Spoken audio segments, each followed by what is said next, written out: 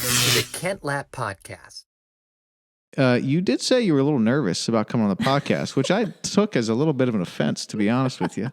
Well, what's up with that? Not your podcast. I'm not nervous to come on to your podcast. I just have never done, well, I know you do the long form sort of podcasts.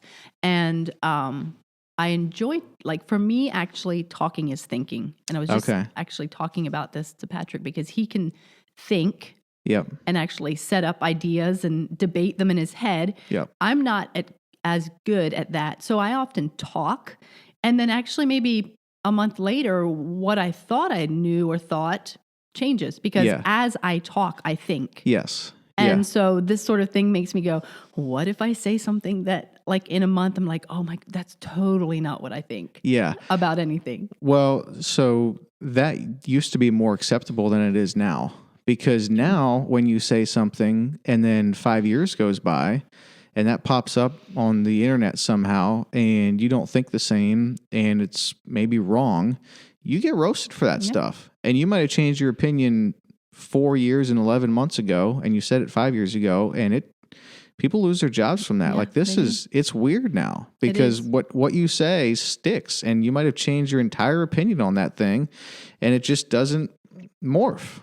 And I don't know that it's all negative. Well, yes, and it does remind us the power of our words. Right.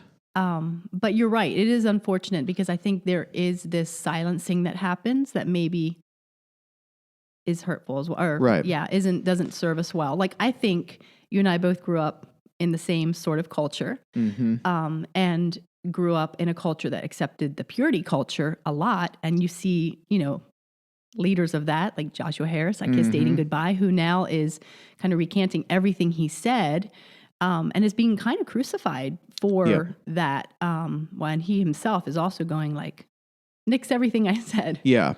But Well, I think it's unfortunate when people don't give credit for someone's mind and opinion to have been changed over time based on new information and all of this, because that's just life. Yeah.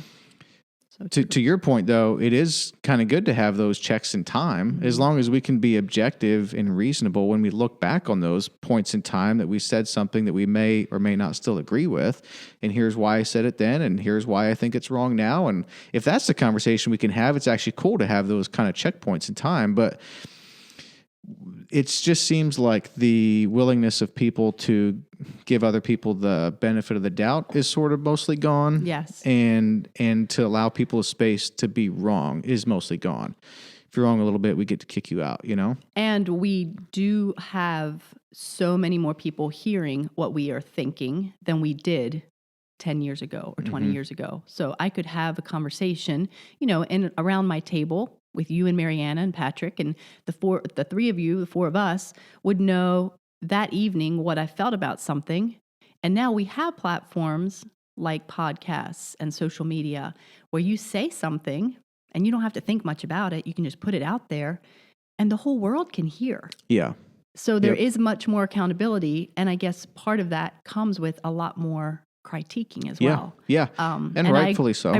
Because we're going to go Enneagram at all. I don't know, but I'm a 4-wing 3. So my performance bristles a little bit because I'm like, I don't want to offend too many people. Right. So that's my process to work through. But that's where the nervousness is coming from, not because it's your podcast. Good. I'm happy to hear that. Yeah, well, thank you for being on the podcast.